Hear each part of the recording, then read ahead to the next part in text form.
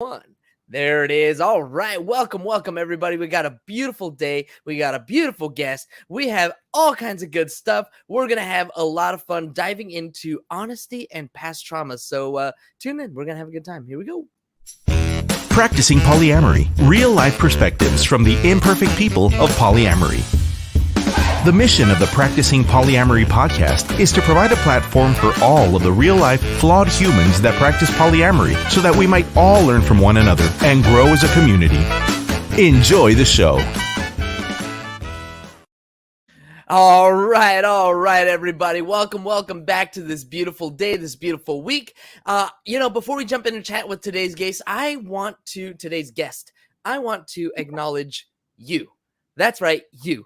Thanks to all of you, this little podcast got over 1,000 downloads per week for 4 straight weeks. I am super humbled, blown away by all of you tuning in to hear my goofy ass stumble through interesting conversations with incredible people. So thank you. Don't forget, we do 3 shows every week, so there's a lot of opportunity for you to ask questions. If you have questions about your relationships, if there's a topic you'd like to hear us discuss on the show, slide into my DMs, let me know, or leave a comment while we're recording live. Follow me on all social media platforms at Practicing Polya. Let me know what it is that you want us to talk about. And as always, I want to remind you, if you are listening to this podcast, you are a welcome guest to be on the show.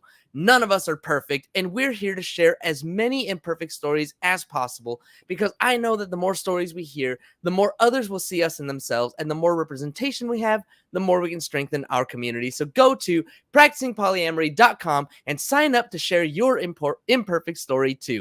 All right, that's my spiel. Ladies and gentlemen, on to the best part of the show and introducing our guest.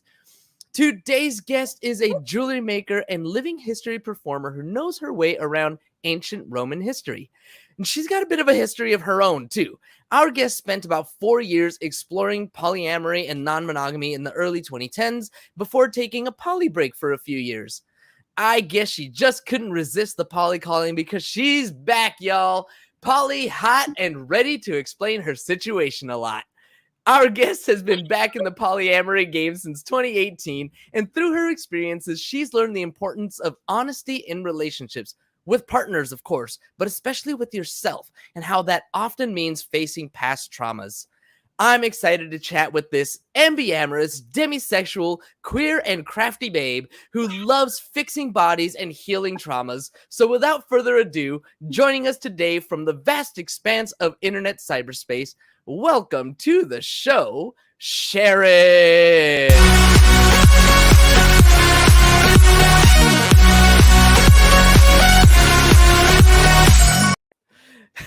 I love it. Getting into it. Sharon. Thank you so much for spending some time with me. Thank you for hanging out with me today. Let's just go in and start asking a little bit about you. Thank you for filling out that questionnaire. I was able to give you a nice little intro, just some little things. But what haven't I told the world about you that you would like to share? As you can see from my background, I'm actually at work. Don't tell my boss. Me. I'm an acupuncturist. I do medical massage. And so a lot of my work is about helping people erase old trauma, which is not really I guess it's funny because when you got back in touch with me and told me like this is the headline for our show, I was like, oh, I don't know that I would have used that word, although it is appropriate. Like it's the experiences I had in the first poly go round, as we can say, definitely informed my current poly go round. But I don't know. Well, trauma seems like a really intense word, but I guess it's appropriate. So I think trauma, and this is my personal opinion, I'm not super educated in all of this stuff, so take it with a grain of salt, but I think trauma is definitely on a scale, right? Absolutely. You have some traumas that are not affecting your everyday life, and then you've got stubbing your toe. Exactly. Right. And then you've got super PTSD, scary stuff, trauma, all kinds of things. So definitely there's a scale. But you mentioned that you've learned a lot from the last 2. You're approaching it differently. this time as opposed to last time? What's changed? What's different? Well, it's with a different husband for one thing. Okay. Different partners. Yeah. My husband number 2, which is who I did the poly thing with, because I had one of those starter marriages. Okay. So forget that. So husband number 2 was a great friend, and we're still friends, and that's why I was hesitant to put the label trauma on that, because he's not a bad guy, but his style was very different from mine, and his style was, there's room enough for everyone, and I have lots of love to go around, and he had 18 girlfriends, and that's not how I roll. I'm much more like you're not exaggerating. 18 is a no, real number. I'm exaggerating. Sorry, but okay. But he would have like 5.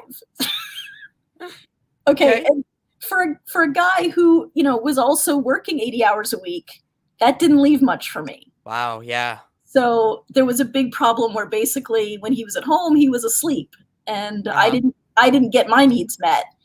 And so we wound up splitting up, because I really preferred to be monogamous.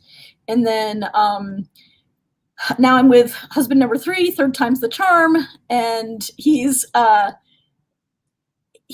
fantastic about making sure that I'm his number 1 priority, and I feel loved, and I feel centered.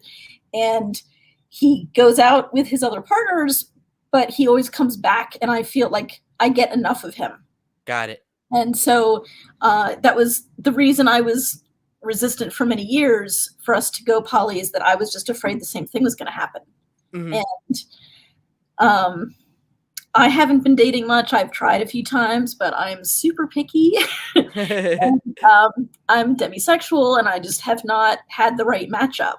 Right. So with husband number 2, we did have 2 long-term triads that went really well.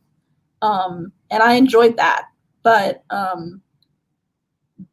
don't think that's going to work this time. So. Sure. Yeah. So it sounds like what you're saying is that your current husband is actively dating while you are not. Did I get that right? Well, he has 2 long-term partners. Okay. He's been with both of them since pre-COVID. I mean, okay. Like, long time. So he's not dating, in that he's not seeking out new partners, but he is still seeing his 2. Got it. I once in a while will stumble onto OkCupid or FL or something, as an attempt to find a partner, but I've never made it past, second or third date. Gotcha. It just hasn't worked out. I hear you. Don't mean to get into all of that personal, dating, how's it going, all that stuff, whatever. Thank you for sharing, though. I mean, it's just a matter of trying to find the right person who's the right. The right mesh. So yeah, for sure. I mean, and these are struggles, I think, that a lot of us in the poly community can definitely resonate with and connect with, because a lot of us are on OKC, FL, whatever other myriad of dating websites, and kind of like, man, it's hard to meet people. Different ways, but kind of getting back to the way that you have found your needs being met. I want to ask you kind of some questions just right on that. So when you were in that polyamorous relationship before, and your husband was dating a lot of people, and there wasn't a lot of time for you, what was like,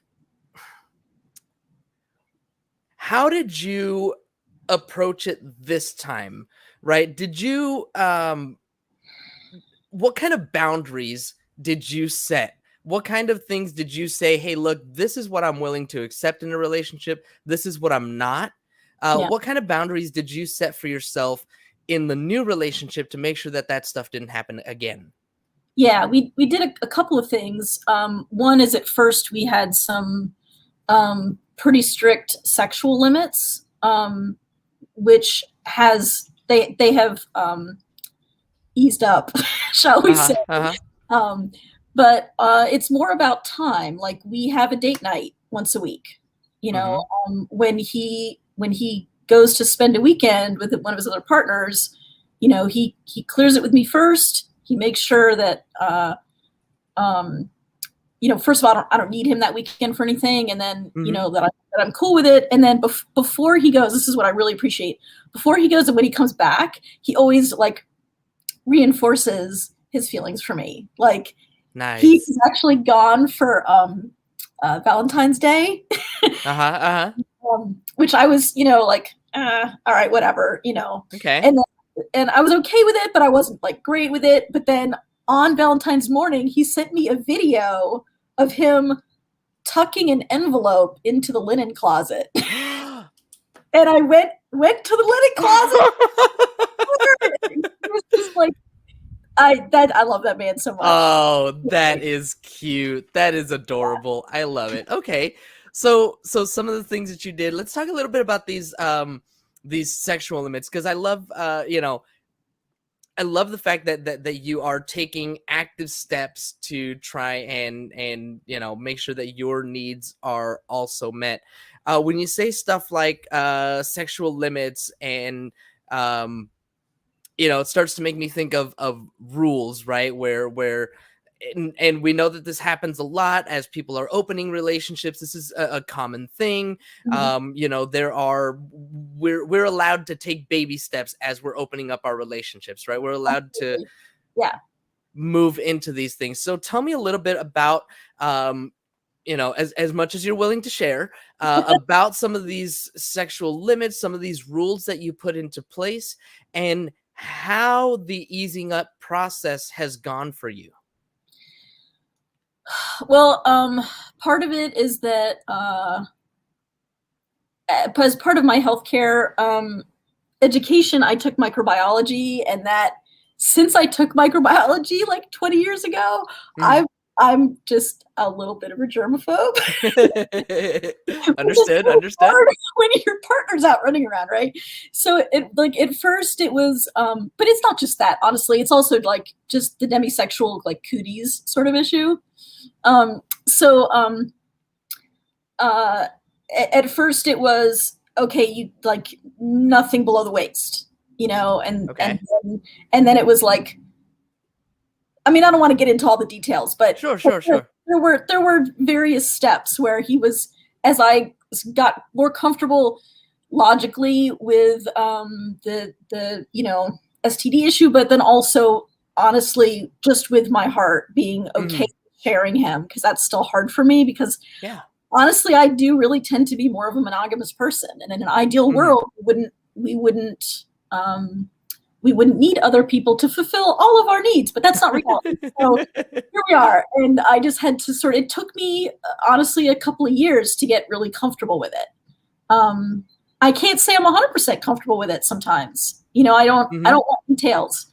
You know, I know what's happening, but he doesn't give me gory details because I don't know. Sure. You know, different folks, different strokes. Some people like really enjoy the details and like you know, it gets them ramped up for their alone time, their intimate time. And other people are like, nope, I don't need to know. It's fine. I'm just assuming that things are happening over there. That's cool. That's fun. I'll be over here. Cool. Perfect. Yeah. So I want to ask you a little bit more about whoops, went the wrong way. About your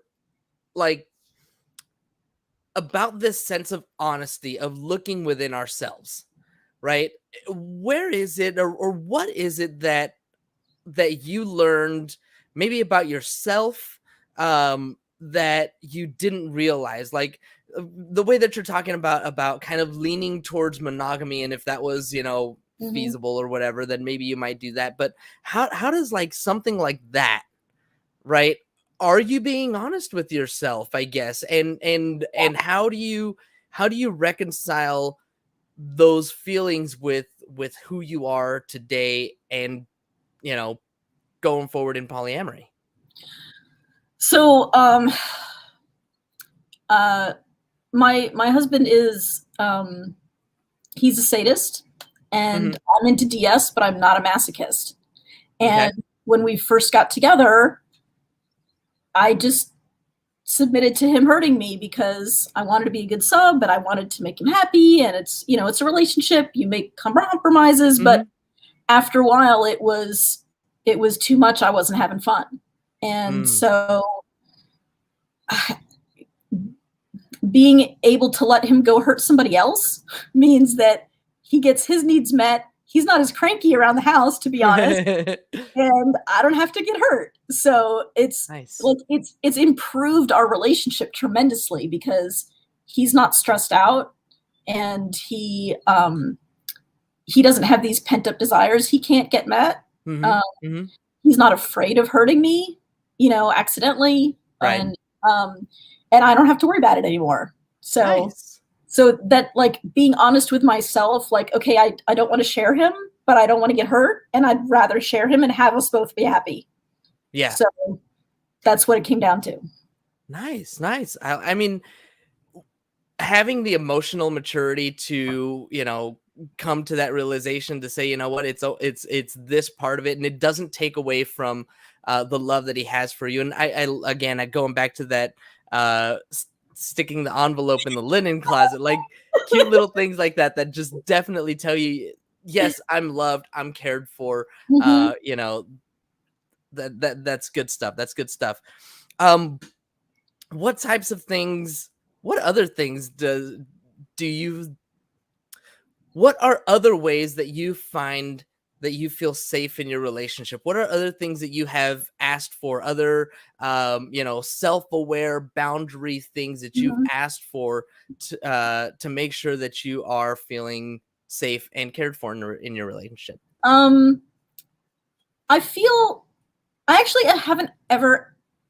don't think I've ever asked for this, but like, if he had a date, if he had plans, and I was having a super bad time for whatever reason and needed him to stay home, I'm pretty confident I could say, I need you to cancel and be with me. And I know he'd do it. Like, okay. I trust him to have my back on that. Sure.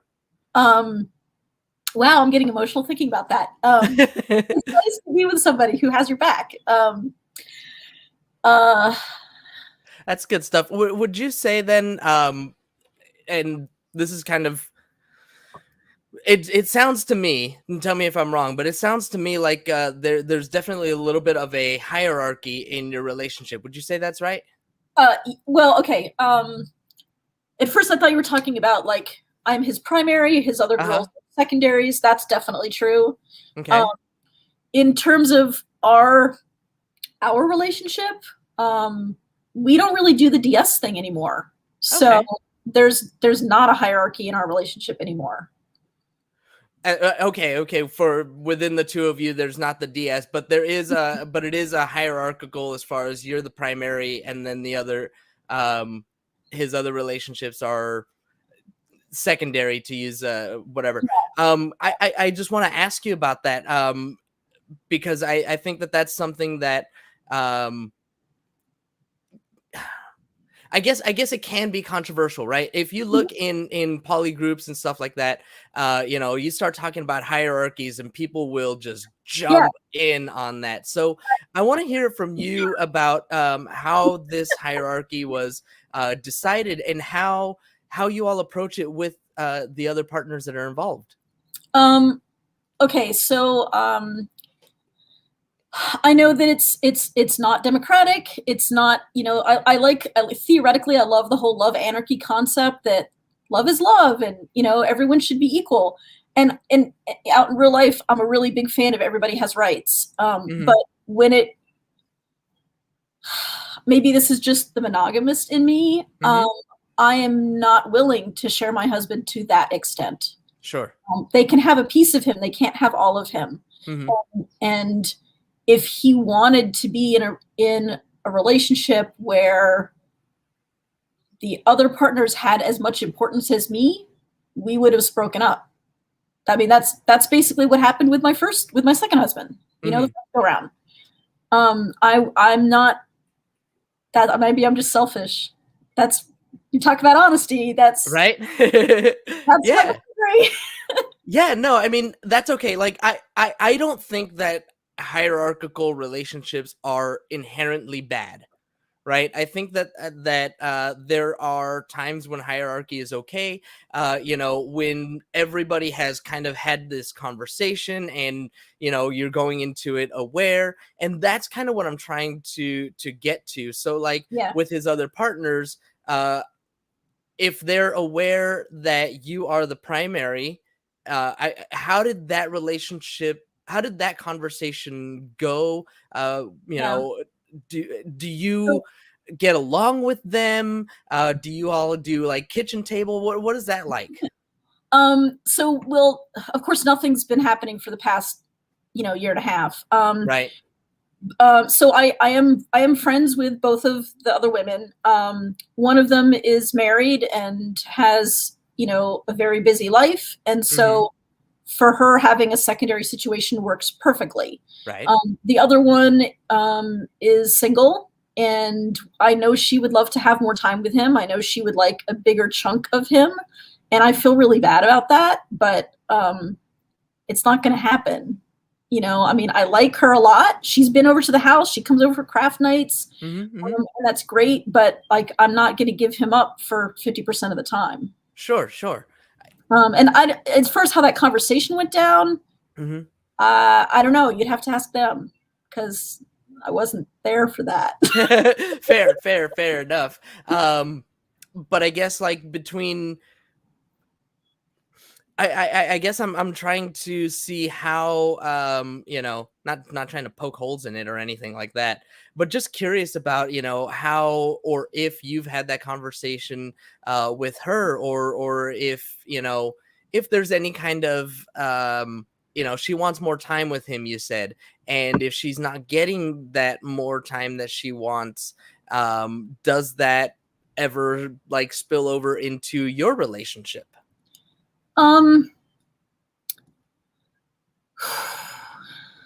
It I don't know about spilling over. I mean, he was gone on vacation. He was doing traveling with his daughter. He came back. He immediately went, the night he came back, went and spent the evening with her. The next weekend, he was with her all weekend. So in that case, like, I had to wait in turn. I had to wait in line. Let him go see her first. So, like, I do try to be accommodating. I'm not completely selfish. Right. But I mean, I don't know that I've got a better answer than that. No, that's okay. It's okay. I might be digging too deep into, all the personal nuances, and again, tell me to shove off. I'm getting way too deep and whatever. I'm just, like I said, I'm curious because of specifically the hierarchical approach.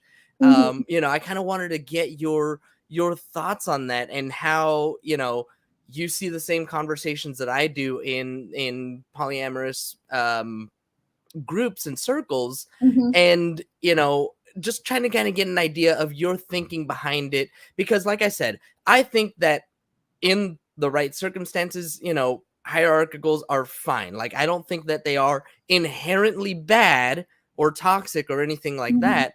I just kind of wonder what people's reasons are, and how they communicate that among their partners. Well, my reasons is that I don't want a repeat of what happened before. Right. I don't want to wind up with a husband I only see when he's unconscious. And No fun. It's no fun. I don't want a roommate. I want a life partner. And as much as we would love to expand our heart and open it for everyone, the reality is, with work and cooking and cleaning and all the stuff you got to do, there's only so much time in the day. Right. And I want that quality time. Nice. I don't want him when he's tired. Yep. Or only when he's tired, Makes sense. And I guess as long as everybody else is okay with that, then we're pretty good. I want to ask you really quickly before we as we start to wrap up here, if somebody wanted to get in touch with you, if somebody wanted to work with you, get acupuncture from you, craft with you, sure. I don't know. Do you want to share your contact information and how people can get in touch? Yeah, well, my last name is Rose, and I'm an acupuncturist in Beaverton, Oregon, so I'm pretty easy to find if you know how to use the Google. And if you want to look me up on FL, I'm Power Dwarf there. You can't tell, but I'm 4'10". Power dwarf. I love it. Yeah. Cool. Very cool. And then the last thing that I just want to ask you is there anything that I missed? Is there anything that you wish that I had asked? Anything that you go for it? Go for it. Okay, yeah, because I know we've got to go, right? So the biggest thing is, like I was saying, being honest with your partners, but also with yourself. Like and that was, there were things when we did some couples counseling. I had the most absolutely incredible therapist. And she taught me a lot about how some of my fears and patterns with him were based on what happened with husband number 2. And I knew intellectually they weren't the same, but I had to unhinge those knee-jerk reactions from like what's really happening right now. And that was a lot of work, and it helped us a lot. So being honest about where those emotions are coming from with yourself is super important. Nice. Dig deep, find the real answers. Yes. Perfect. All right. Well, thank you, Sharon, again so much for spending time with me. I know you got to get going. So thank you from my bottom of my heart for hanging out with me today. I had a blast. Thanks for inviting me. Thanks. And thank you, as always, to our live audience. As a reminder, when we're live, no commercial interruptions. But if you download the podcast, that's not true. So avoid the interruptions. Catch us live Monday through Wednesday, 2:30 p.m. And support us. Download it. Subscribe. Leave reviews. All right. That's all we got. I'm cutting it super short. So thank you, as always, to our guest. And until next time, y'all. Have a nice day. Thank you for tuning in to the Practicing Polyamory podcast. Would you or someone in your polycule like to be a guest? Sign up at practicingpolyamory.com and join the conversation. Please support us by subscribing, liking, and following us on social media at Practicing Polya by clicking any of the affiliate links on our website or by subscribing at patreon.com/practicingpolya.